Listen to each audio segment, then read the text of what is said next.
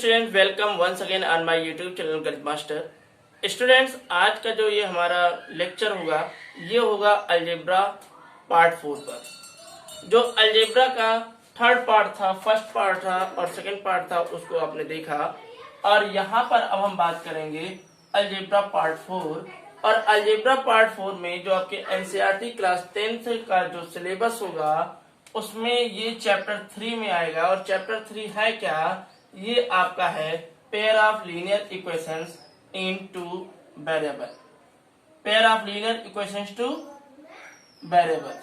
तो ये जो है क्लास होगा वो सीबीएसई 10th क्लास के लिए होगा। और आज का जो हमारा टॉपिक है वो टॉपिक क्या है? Pair of linear equations in two variables. Student, जैसा कि आप लोग जानते हैं कि जो आपका नवंबर दिसंबर में एग्जाम होने वाला है, बोर्ड एग्जाम होने वाला है, वो आपका सब्जेक्टिव एग्जाम नहीं होगा। वो आपका कैसा एग्जाम होगा? वो आपका मल्टीपल चॉइस क्वेश्चन वाला एग्जाम होगा। तो यहाँ पर हम आपको कॉन्सेप्ट को लेकर चल रहे हैं और आपको बहुत ही ध्यान से पूरे कॉन्सेप्ट को समझना होगा, तभी आप एग्जाम में क्वेश्चन अच्छे से कर पाएंगे। तो स्टार्ट करते हैं। जैसा कि लिखा हुआ है यहाँ पर linear equations.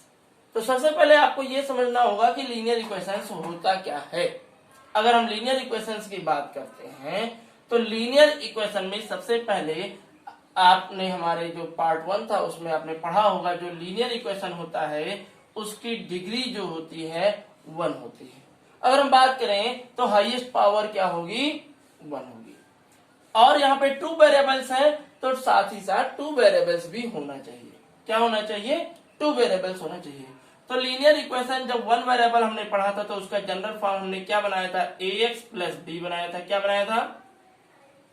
ax plus b बनाया था। लेकिन यहाँ पे जब हम 2 वेरिएबल्स वाला इक्वेशन बनाएंगे तो जो हमारा इक्वेशन बनेगा वो ax, फर्स्ट वेरिएबल यहाँ पर x हो गया, तो सेकेंड वेरिएबल भी यहाँ पर भी यूज कर देंगे तो ax प्लस by, और एक कांस्टेंट होना चाहिए। जैसे यहाँ पे b कांस्टेंट था तो अब तो b कांस्टेंट रहा नहीं, अब ये आपका भी वेरिएबल के साथ में हो गया, तो ax plus by plus c equal to 0। ये आपका हो गया linear equation in two variables. क्या हो गया? Linear equation in two variable. अगर हम एक एग्जांपल ले लेते हैं तो यहां पर एग्जांपल ले लिया 3x minus 4y equal to 7। अब हमने कहा कि यहाँ पर c की वैल्यू क्या होगी, तो यहाँ पर देखिए राइट हैंड साइड में 0 है, यहाँ पर तो राइट हैंड साइड में 7 है।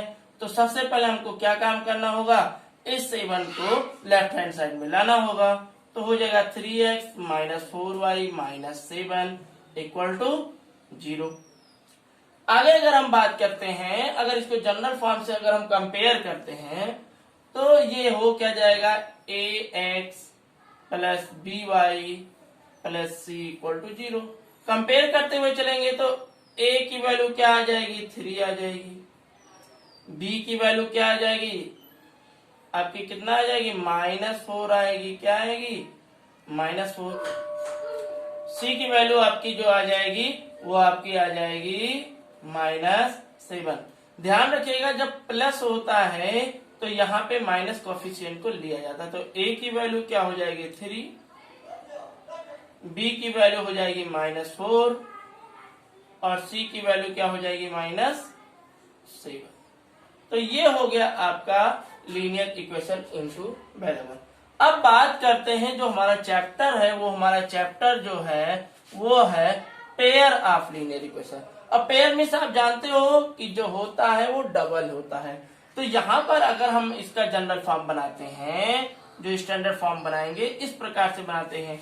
जो फर्स्ट इक्वेशन को सपोज कर लेंगे कि ये a1x plus b1y plus c1 equal to 0।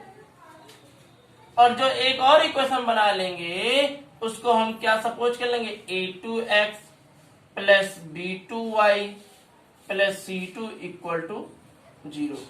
और जब इन दोनों इक्वेशन को हम एक साथ ले लेंगे तो उसको हम क्या बोलेंगे? उसको हम बोलेंगे साइमल्टेनियस लीनियर इक्वेशन। क्या बोलते हैं? Simultaneous linear equations. अब जैसा कि आपको मालूम है कि इन दो इक्वेशन को जब हमने एक साथ ले लिया तभी इन दोनों वेरिएबल्स की वैल्यू हम निकाल सकते हैं। इन दोनों वेरिएबल्स की वैल्यू जो है आपकी x और y। और यहां पर ये ध्यान दीजिएगा x की वैल्यू आएगी अल्फा, क्योंकि आप जानते हो कि जो लीनियर इक्वेशन होता है उसके कितने सॉल्यूशन आते हैं, 1 सॉल्यूशन आते हैं। तो अगर x की वैल्यू अल्फा आएगी तो y की वैल्यू क्या आ सकती है, y की वैल्यू बीटा आ सकती है। भाई दो वेरिएबल है तो दो आंसर आएंगे।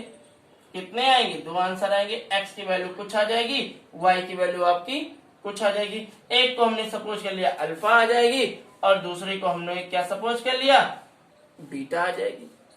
क्या सपोज कर लिया, बीटा आ जाएगी। तो जैसा अभी हमने आपको बताया कि जो साइमल्टेनियस लीनियर इक्वेशन होता है उसके दो सॉल्यूशन होते हैं, x equal to alpha, y equal to beta. अब देखिए, अब हम बात करने जा रहे हैं कंसिस्टेंसी पर।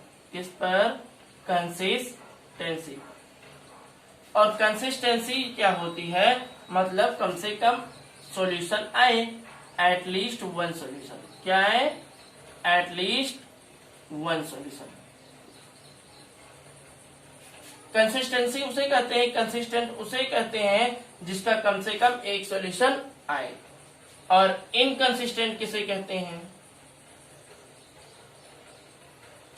इनकंसिस्टेंट वो होता है जिसके सॉल्यूशन ना आए, जिसके सॉल्यूशन ना आए वो होता है आपका इनकंसिस्टेंट। अब आगे हम बात करने जा रहे हैं इसके कंडीशन के ऊपर कि कैसे कब ये आपका कंसिस्टेंट होगा, कब ये इनकंसिस्टेंट होगा, इसको हम कितने मेथड से सॉल्व कर सकते हैं, इन सब चीजों के बारे में अब हम आपको बताने जा रहे हैं। तो जैसा कि अभी हमने बताया कि जो जनरल फॉर्म होता है वो उसका क्या होता है, वो उसका होता है a1x plus b1y plus c1 equal to 0। और दूसरा क्या होता है a2x plus b2y plus c2 equal to 0। ये आपका हो गया general form of pair of linear equation. अब हम बात कर रहे थे कंडीशंस की। किसकी, कंडीशंस की। तो कुछ कंडीशंस होते हैं, क्या होते हैं, कुछ कंडीशंस होते हैं। तो सबसे पहले हम बात कर लेते हैं ग्राफ के बारे में। किसके बारे में बात कर लेते हैं, ग्राफ के बारे में।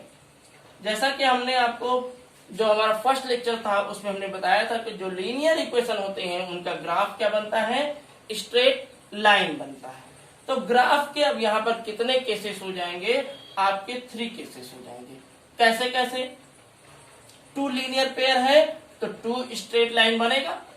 अब सबसे पहला जो कंडीशन बनेगा, कंडीशन अगर हम केस फर्स्ट की बात करते हैं तो व्हेन 2 लाइन्स इंटरसेक्ट, जब 2 लाइन एक दूसरे को क्या करें, इंटरसेक्ट करें।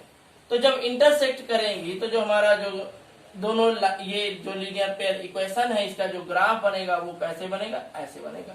ये इंटरसेक्ट करेगा। जब ये इंटरसेक्ट आपका कर रहा है तो जो इसका सॉल्यूशन होगा वो क्या होगा, यूनिक होगा। क्या होगा, यूनिक होगा। यानी कि x की वैल्यू आ जाएगी अल्फा, y की वैल्यू आ जाएगी बीटा। 2 यूनिक सॉल्यूशन आएगा इसका। क्या आएगा, 2 यूनिक सॉल्यूशन आ जाएगा। कब आएगा, जब ये दोनों लाइन इंटरसेक्ट करेगी तब इसका जो सॉल्यूशन आ जाएगा वो 2 यूनिक सॉल्यूशन आएगा। अगर हम बात करते हैं यूनिक सॉल्यूशन आ गया तो ये होगा क्या, ये आपका कंसिस्टेंट होगा। क्या होगा, कंसिस्टेंट होगा।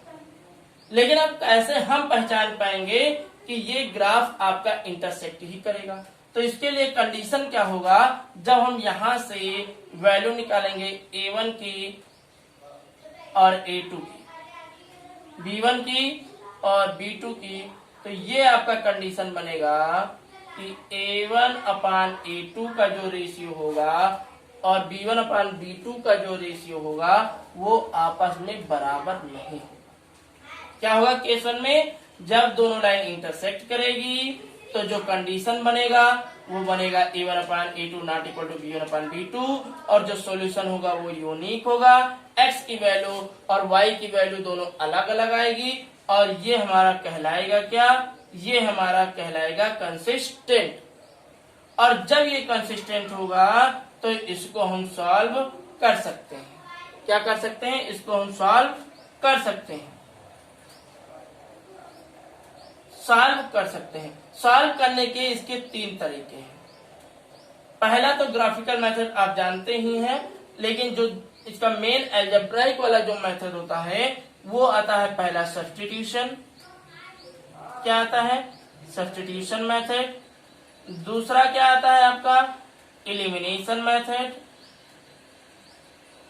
और तीसरा आता है क्रॉस मल्टीप्लीकेशन मेथड। क्या आता है? Cross multiplication method. अब आप ये जानते हैं बेटा कि यहाँ पर आपका एमसीक्यूज में ये सिलेबस है, तो एमसीक्यूज के लिए क्रॉस मल्टीप्लीकेशन तो सिलेबस से डिलीटेड है, लेकिन सब्स्टिट्यूशन मेथड का हम यूज बहुत कम करेंगे। क्या करेंगे? बहुत कम यूज करेंगे, क्योंकि ये थोड़ा सा लेंदी हो जाता है। हम किस मेथड को पढ़ेंगे? एलिमिनेशन मेथड को पढ़ेंगे, क्योंकि एमसीक्यूज में आप जानते हैं 4 ऑप्शन होगा और जितने जल्दी आप ऑप्शन को चूज कर पाओगे वही आपका सॉल्यूशन बन जाएगा। तो आपके लिए जो मोस्ट इम्पोर्टेंट जो मेथड रहेगा वो आपका एलिमिनेशन मेथड रहेगा और इसी एलिमिनेशन मेथड को आपको प्रैक्टिस करना है। इतना प्रैक्टिस करना है कि आपने इक्वेशन को देखा और इक्वेशन को देखने के बाद में मुश्किल से 15 से 20 सेकंड आपको लगे और उसमें x और y की वैल्यू आप तुरंत सॉल्व करके बता दें। आगे अगर हम बात करते हैं केस 2 की, तो केस 2 में क्या होगा? यहाँ पर हमने कहा व्हेन टू लाइन इंटरसेक्ट, और यहाँ पे केस 2 की अगर हम बात कर देते हैं तो केस 2 में when two lines do not intersect. Do not intersect. अगर ये इंटरसेक्ट नहीं कर रही है, इसका मतलब ये दोनों लाइन कैसी जा रही है? ये दोनों लाइन पैरेलल जा रही है। कैसी जा रही है? पैरेलल जा रही है। अब जब ये पैरेलल जा रही है तो जो इसका ग्राफ बनेगा वो कुछ इस प्रकार से पैरेलल लाइन होते हुए बनेगा और जो इसका कंडीशन बनेगा वो कंडीशन इस प्रकार से बनेगा जहां पर A1/A2 इक्वल होगा B1/B2 के, लेकिन जो ये कांस्टेंट टर्म होगा ये नॉट इक्वल होगा। क्या होगा? कांस्टेंट टर्म का रेशियो इक्वल नहीं होगा। तो A1/A2 equal to B1/B2 not equal to C1/C2। ध्यान दीजिएगा, आपके एमसीक्यूज क्वेश्चन में बहुत सारे क्वेश्चन इसी कंडीशन पर आएंगे, इसलिए मोस्ट इंपॉर्टेंट कंडीशन है जहां पर ये जब लाइन इंटरसेक्ट करती है तो A1/A2 not equal to B1/B2 और यहाँ पर जब ये लाइन पैरेलल होती है तो ये A1/A2 equal to B1/B2 equal to C1/C2। इस कंडीशन में जो आपका सॉल्यूशन होता है वो बेटा नो सॉल्यूशन होता है। इसको हम सॉल्व नहीं कर सकते हैं, इसका सॉल्यूशन नहीं आएगा। और जब सॉल्यूशन नहीं आएगा तो इसको हम बोलते क्या हैं? इसको हम बोलते हैं इनकंसिस्टेंट। इनकंसिस्टेंट में सॉल्यूशन नहीं आता है तो इसको हम सॉल्व भी नहीं करेंगे। अब देखिए जो हमारा केस थर्ड होता है, केस थर्ड जो होगा वो आएगा आपका व्हेन टू लाइन कोइंसाइड। क्या? When two lines coincide.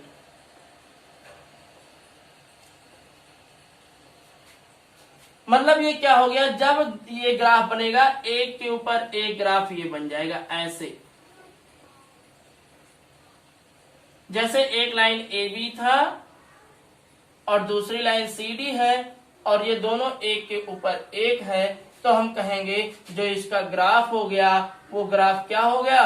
Graph इसका कोइंसिडेंट हो गया। क्या हो गया? ग्राफ इसका क्या हो गया? कोइंसिडेंट हो गया। और इसका कंडीशन क्या बनेगा? ये जो कंडीशन है इस पे आपको 3 से 4 एमसीक्यू आपको बोर्ड एग्जाम में देखने को मिलेंगे और इसमें से क्या पूछेगा? अननोन वैल्यू कोई दे देगा, के दे देगा, उसकी वैल्यू आपको निकालना होगा। तो इस कंडीशन को आप ध्यान रखिएगा, जो कि होगा a1 upon a2 equal to b1 upon b2 equal to c1 upon c2। ये आपका मेन कंडीशन हो गया। और यहां पर इसके सॉल्यूशन कितने निकलेंगे? इसके सॉल्यूशन जो होंगे बेटा वो इन्फिनिटी मैनी सॉल्यूशन होंगे। कितने सॉल्यूशन होंगे? इन्फिनिटी मैनी सॉल्यूशन होंगे। और ये क्या होगा?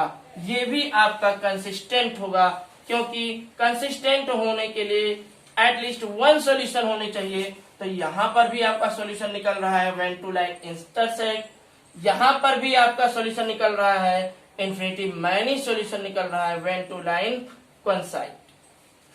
तो ये आपके हो गए 3 केसेस। फर्स्ट केस हो गया व्हेन टू लाइन इंटरसेक्ट, ये ग्राफ आपका इस प्रकार से बनेगा। When two line do not intersect यानी कि ग्राफ पैरेलल बनेगा। व्हेन टू लाइन कोइंसाइड यानी कि ग्राफ जो स्ट्रेट लाइन होगा वो एक दूसरे के ऊपर कोइंसाइड कर जाएगा। तो ये हमारे आज के जो कंडीशन थे वो हो गए। आज का ये लेक्चर बड़ा ही इंपॉर्टेंट था। हम अपने सेकेंड लेक्चर में जो होगा उसमें हम सॉल्व करेंगे मेथड्स ऑफ सॉल्यूशन के, जिसमें हम पढ़ेंगे सब्स्टिट्यूशन एलिमिनेशन के बारे में, और सब्स्टिट्यूशन एलिमिनेशन से का यूज करके, इस मेथड को यूज करके कैसे हम लीनियर पेयर ऑफ इक्वेशन को सॉल्व करते हैं। फिर मिलते हैं अपने नेक्स्ट वीडियो लेक्चर में। तब तक के लिए नमस्कार, जय हिंद।